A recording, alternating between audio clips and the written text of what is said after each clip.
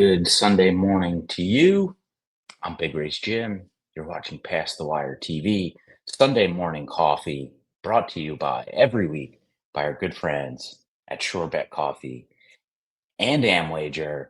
We're rocking and rolling, and lordy, lordy, I think that might have been one of the single greatest horse racing performances from journalism in the Preakness that we have ever seen. I'm not that old. Haven't reached 40 yet. Still got a couple of years to go. I feel like I've watched a lot of horse racing though, and I've never seen anything like that.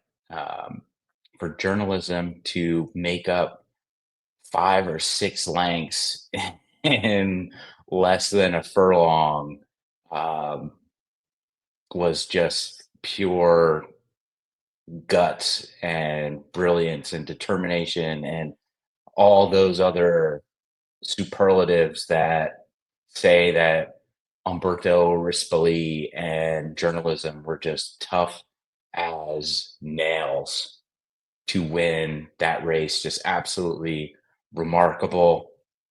Both race calls, Larry Colmus on NBC and is it Dave Rodman, I think, is the track announcer at Pimlico. Just unbelievable. I'm still trying to put into words what that was, right? And then I've watched the replay plenty, and you just kind of like get excited, and for newer fans that and the once a year fans or 3 times a year fans that just watch the Triple Crown, like they have been treated to some absolute bangers of races the last couple of years. You had the three-way photo finish in the Derby last year. You had the two best horses squaring off, going shoulder to shoulder with an eighth of a mile to go in the Derby this year. You had, the wild bumper cars in the stretch and the Preakness and journalism making up 5, 6 lengths of ground to win it. You had last year with was it Mind Frame that was kind of erratic in the stretch in the Belmont and probably cost himself. That was an exciting race. So we'll see what happens over the next couple of weeks as we head into the Belmont. But just a you can't help but be excited about the sport when you watch something like that unfold. And good for journalism. I said on the live show the other night with John and Gio that me personally I would have preferred to see him skip the Preakness and go to the Belmont and be fresh. So we'll see. We'll see if what this what this took out of him. But by all accounts and all measures, this horse is just kind of built differently, right? I mean, that was exciting, and congrats to them and Umberto. This, I mean, what balls to try and find that seam and get through that seam and still run on like that. I want to kind of talk about that whole race too, because along the backstretch, it looked like journalism needed a little bit of urging, and I'm sitting there and thinking, oh, all right, maybe the horse doesn't have it today. And then as soon as Rispoli was able to get him to engage, um, he made up a couple of lengths like in the blink of an eye, and he was in the mix. And then he found that seam trying to get around Clever Again and in between Clever Again and Goal Oriented.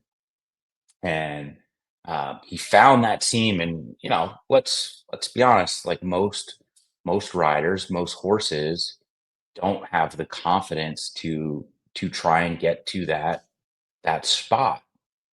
And Pratt had every intention, you could see all the way around, had every intention of keeping journalism and Rispoli buried on the rail. You could tell that Clever Again was tiring and was weakening, and Pratt was trying to get journalism to be forced to run right up the backside of Clever Again.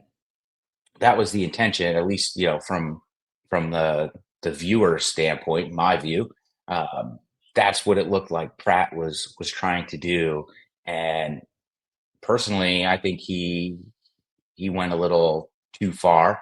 It's surprising that goal oriented wasn't disqualified to last for something like that. And I'm sure there's been plenty of debate, whether that was Pratt's fault for moving in on journalism, or whether that was Rispoli's fault for moving out on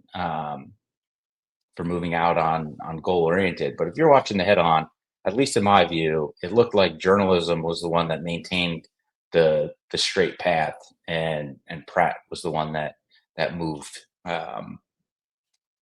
in a little bit of a dangerous way. But kudos to Jose Ortiz for not taking Clever Again into the infield. Like, gosh, you've got two monster horses just kind of barreling down on you on the inside, and you've got the rail right there. So kudos to Jose for maintaining control, and keeping him and the horse safe. That was pretty impressive to me. But again, just the ability to kind of get walled off and still find a way to gather himself and make it through there, I thought was impressive. Gosker, I thought he ran fantastic. I was a little surprised, to be honest. I was a little surprised that um, he was he was right up there the whole way. And yeah, that's his running style. He's never been really terribly far back, but I just would have thought that some of these other horses would have had a bit more speed early and get better early positioning over Gosker coming from the outside. Um, and that's part of the reason why he wasn't anywhere on my radar. But good for him, proved me wrong, and he almost he almost stole that race. I mean, you just kind of look at all the stuff that's going on behind him, and he's 5 lengths clear with an eighth of a mile to go, and looking like he's home free, and journalism just kind of wore him down. Um, you know, Again, not that I'm like trying to be, anti Sandman, but again, like how this horse is like the closer that can't close, right? Like he pretty much had a dream trip, and while the several three other top contenders in the race are bouncing around like bumper cars. He skirts free as well, unscathed through all of that, and still um couldn't seal the deal. And again, I just think, like, if you look at his late pace figures, they're just not on par with a lot of the other competition that he's facing, right? And I think we can go back to that Arkansas Derby that looked, visually impressive because he was able to run down those tiring leaders. But his late pace figure in that race was an 88 on Brisnet. That's pretty pedestrian, compared to the likes of the rest of um, this Preakness field. So, journalism's just going back. Journalism, Santa Anita Derby, 109. Stan Fleet, 113. Los Al Futurity, 104. Derby, the Derby he got an 88 late pace figure. Goal oriented in his second career race, 100 late pace, maiden breaker, 97. So, again, this is why I really like Brisnet, because that late pace figure to me is such a critical indicator, especially for these classic races where we're going, uh, you know, 10 furlongs or, right about 10 furlongs, 9 furlongs plus. I think that late pace figure is such a critical factor. And we can, for me at least, I think it pinpoints some low price horses that could be vulnerable in these longer races. And Sandman, to me, on Brisnet at least, was one of those classic cases of a horse that has like a visually impressive race, and the numbers just aren't there to support what we saw. And I think in that case we have to look a little bit closer, and it'll be interesting to see what his figures came back in the Preakness. But again, he should have been able to run these horses down, and he couldn't. Um, and I think I was proven right again. I didn't like him going into the Derby, didn't like him going into the Preakness, and we'll see what happens moving into the Belmont. But again, this outstanding performance from journalism. This, hats off to Umberto. I mean, that took guts from the rider and the horse, and they both showed it, and that was awesome. He's a friend of the channel. I had the pleasure of meeting him at the Breeders' Cup last year. Such a nice guy.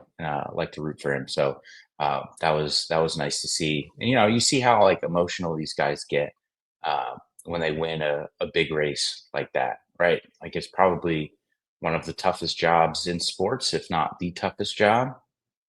And just to kind of see that raw emotion after a big win, just kind of makes you fall in love with the sport all over again. So congratulations to him. That was really exciting.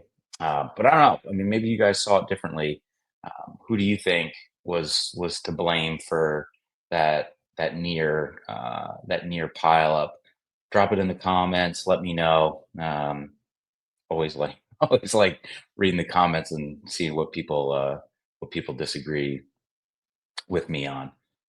We'll take a quick timeout, and then we'll come back. I've got some early Belmont thoughts that I will share. Stick around.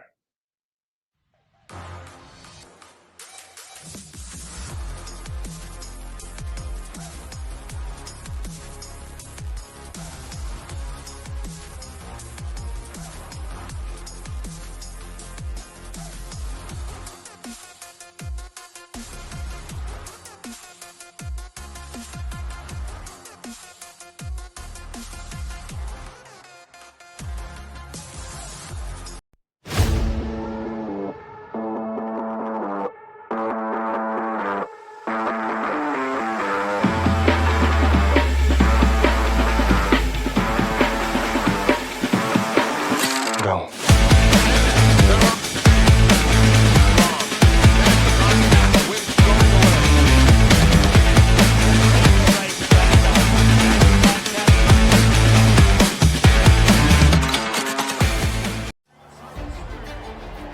And they're off in the Kentucky Derby. You're watching Past the Wire TV, the biggest races at the best tracks. From the Kentucky Derby to the Breeders' Cup. The best horse racing coverage is right here on Past the Wire TV.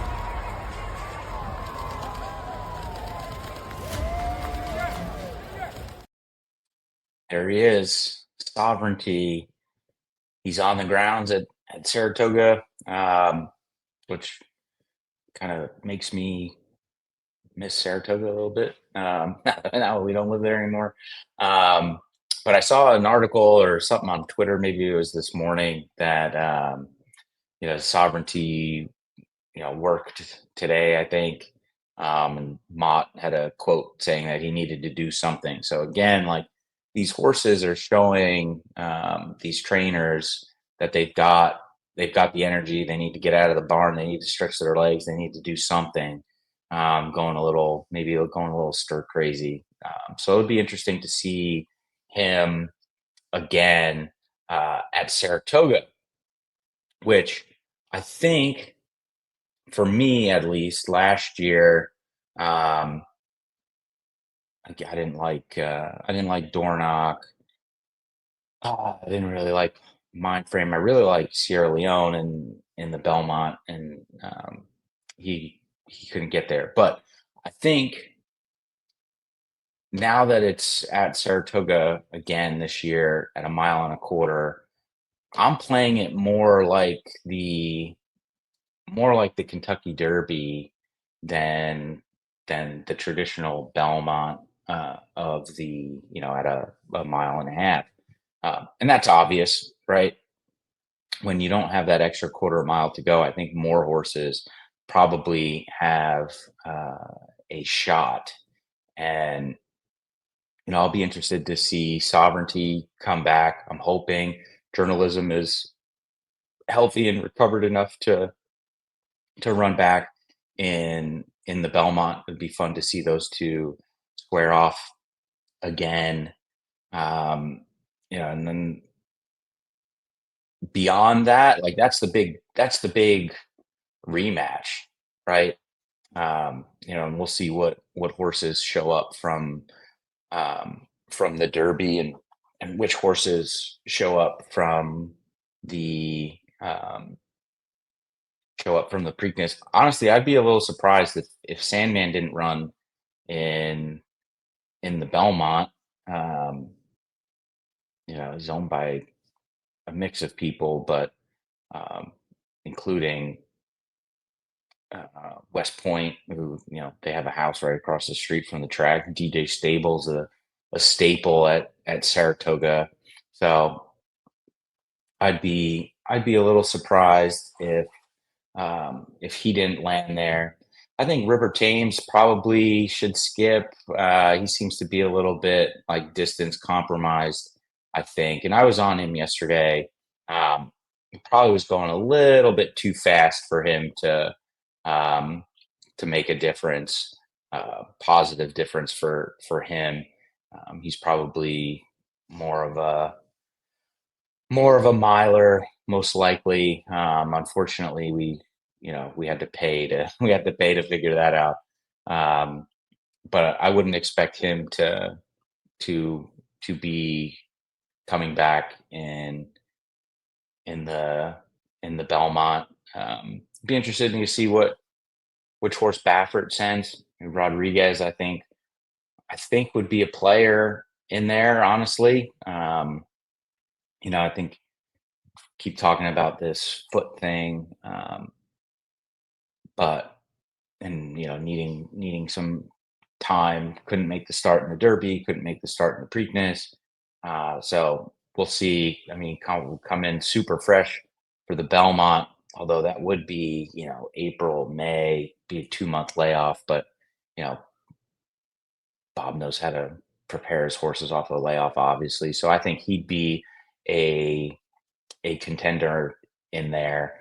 But we'll see. We'll start seeing some names in the next couple of weeks um, start to pop up and land in the Belmont. So no last sip this week. I don't really have much to complain about, which is which is a good thing. Although I will say, it is kind of telling that I've been seeing some promo offers from Naira for discounted tickets for Belmont weekend. And if I read it correctly, it includes discounts on Belmont Day Saturday. So I'm thinking that they're probably having a tough time selling tickets. I won't be there, so I haven't really looked into the whole ticketing thing. But it did seem like last year was $50 to get in the door uh, for general admission, and I want to say they bumped it to 75 this year, and then they're giving you $25 off, so it's back to 50, which would suggest to me that they're having trouble selling tickets to Belmont weekend. I mean, that place was a ghost town that Thursday. I wasn't up there Friday, but I was there Saturday. It was packed. Probably 60,000 people there, and then Sunday was pretty empty too. So I'll be interested to see what the attendance is like on Belmont Day for sure. But it does seem like they're struggling um, to fill the backyard. Because God only knows what the what the grandstand and clubhouse seats and all those other places what their what prices are there. But another dynamic, awesome day of racing. Belmont Day has become. I've been a big fan of stacking all of those stakes races on one day. I think it just makes for a ton of great racing, a ton of fun. So I'm looking forward to paying attention all day on Belmont Day, and I'm sure we'll have tons of content on the channel between now and then. So stick with us at Past the Wire. Myself, John, Gio, Charles, Eddie C. Tons of content over the next couple of weeks to get us through the last leg of the Triple Crown. So it should be a lot of fun. And again, congrats to Umberto and journalism on one of the greatest horse racing performances I think we've all ever seen, winning the Preakness yesterday. So with that, I'll wrap it up. Super quick, super easy. Thanks for sticking around. Sunday morning coffee on Past the Wire TV, brought to you by Sure Bet Coffee and Amwager. Don't forget, like, subscribe, comment. We're trying to get to 10,000 subscribers by the Breeders' Cup. We've got about 2,000 or so to go. So if you could do that, it would really help. Really help Past the Wire TV. Have a great week.